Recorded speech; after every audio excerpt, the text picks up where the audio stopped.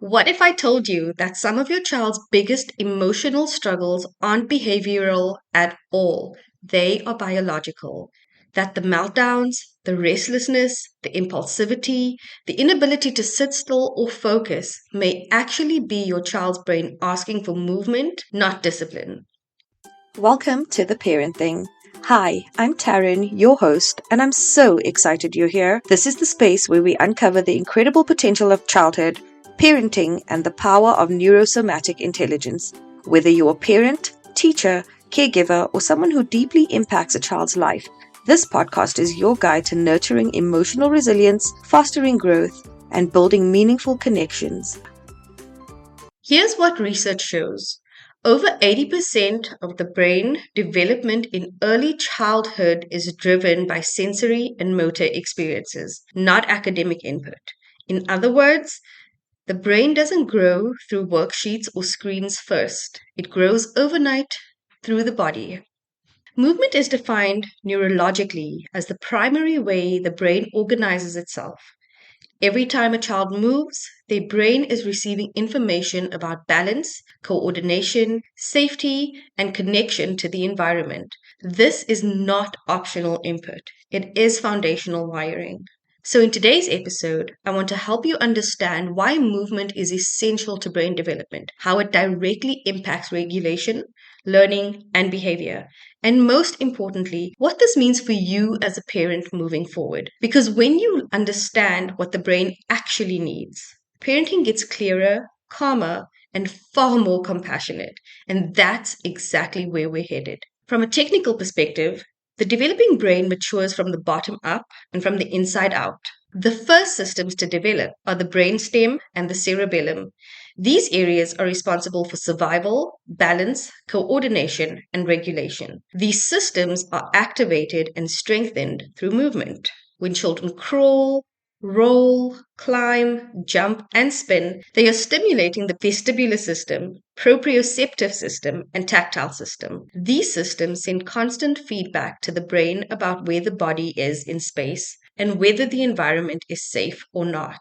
Without specific movement, these systems remain underdeveloped. And when foundational systems are underdeveloped, high-level skills like attention, emotional regulation, impulse control, and learning become significantly harder to access. Would you believe me if I told you that in my 10 years of teaching, I have had multiple conversations with multiple parents on multiple continents at different schools about the same thing? And that is that I could pinpoint accurately every time when a child did not crawl or did not crawl enough. You could tell the impact in their schoolwork because of this lack of that specific developmental movement. This is why the conversation around behavior can't exist without a conversation about the body, because regulation starts here first. And once we understand that, the way we interpret behavior begins to shift. Emotional regulation is not a cognitive skill, it's a nervous system skill. From a neurosomatic perspective, movement is one of the fastest ways to regulate the nervous system. Rhythmic, repetitive movement helps the brain integrate sensory information and return to a state of balance. When a child is dysregulated, whether that looks like aggression, shutdown, anxiety, or hyperactivity, their nervous system is operating in survival mode. In that state, the prefrontal cortex, which handles reasoning, language, and impulse control, is essentially offline, as in it literally cannot function in those moments. This is why talking through emotions fail in the moment. Movement brings the nervous system back into regulation before words are possible. Once the body feels safe, the brain can re-engage higher level processing. So rather than asking, how do I stop this behavior? The more effective question becomes, what does their nervous system need right now? Just last week, I had a visitor. A friend of mine came here with her two little girls. The two little girls are toddlers. They had a little bit of a spat. Naturally, a temper tantrum followed because one didn't get her way. She then started throwing toys. She just started picking up and throwing, just aggressively throwing her toys. And her mom tried to correct her in that moment and say, "What are you doing? Please, can you stop?" That kind of correction. I had to explain to her mom that Emotion is actually energy in motion. Her daughter was clearly frustrated. There was a lot of energy in her body that needed to be released. Throwing toys, in as much as many parents don't see it as ideal, is actually a way of regulating the body. That energy is moving, that energy is releasing through the action of throwing. The lesson in this is that the throwing itself is not wrong, but we may not throw at somebody or pet that could get hurt. She was just throwing her toys on the floor.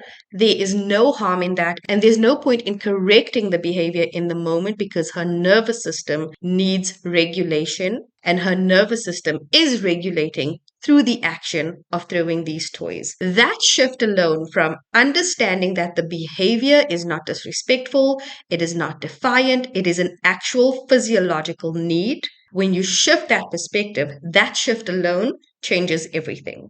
One of the biggest misconceptions in parenting is that a child should learn to sit still in order to learn. Think of how often children are complimented as well behaved because they sat still or they were quiet. This is not the marker of a well behaved child. Neurologically, the opposite is true. Stillness is not a starting point. It is a developmental outcome. Child earns the ability to sit still after their sensory systems are well regulated and well integrated through movement.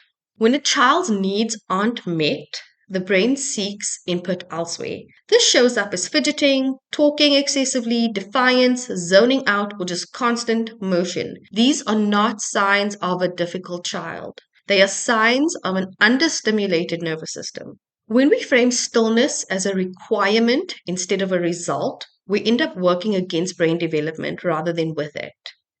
And once we understand that, we can begin to respond in ways that support growth instead of suppressing it. This doesn't mean that you need to overhaul your life or create elaborate routines. It means we stop treating movement as a reward and start treating it as a biological need. Before asking for focus, we can offer movement. I did this in my classroom all the time. Before we were going to do a structured activity or active learning time, I offered movement. We did wiggle breaks, brain breaks, all kinds of movement breaks. And after I completed my neuro-somatic intelligence course, I started offering nervous system regulation tools. So we would do a movement break and then a neurosomatic intelligence tool. And once our nervous systems were calm and we showed that we were ready to learn, we would then sit still and then do the focused activity. Another thing you can do is, before addressing behavior, regulating the body. As I said earlier, this little girl was feeling upset because she didn't get her way. She didn't get the toy that she wanted. She started throwing toys onto the ground. Instead of addressing the behavior first, allow her to regulate the body and then proceed to address the behavior. We can also, before correcting, connect with your child physically through play, through pressure, or through proximity. And by pressure, I mean physical pressure, like putting pressure on their body, giving squeezes, massages, that kind of pressure. I don't mean verbal pressure.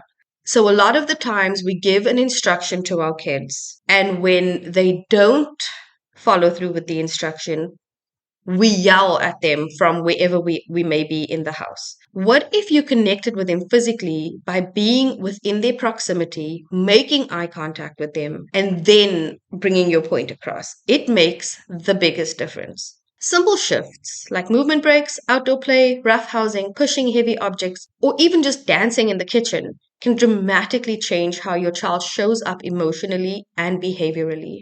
When you meet the brain's needs first, cooperation becomes more accessible and parenting becomes less exhausting. This is how you empower your children. As we come to the end of the episode, this is what I want you to take with you today. Your child is not broken. Your child is not defiant. You are not failing. And behavior is not the problem, it's the message. Every kind of behavior that your child exhibits is a mode of communication. When you understand the role movement plays in brain development, you stop reacting and you start responding. You begin to parent from insight instead of pressure. Moving forward, you can lead with regulation before correction. You can use movement as a tool and not a distraction. And you can trust that supporting the body supports the brain. And if this episode shifted something for you, the most natural next step is to begin observing, not judging, how movement shows up in your child's day. Notice what changes when you offer movement first. If this conversation resonated with you, please share the episode with another parent who feels stuck in the behavior cycle. And if you want to go deeper into nervous system informed parenting, please pop me an email. My email address will be in the show notes so that we can schedule a free 30-minute connect call. Thank you for being the kind of parent who's willing to learn, unlearn, and show up differently for your child. This work matters. You matter.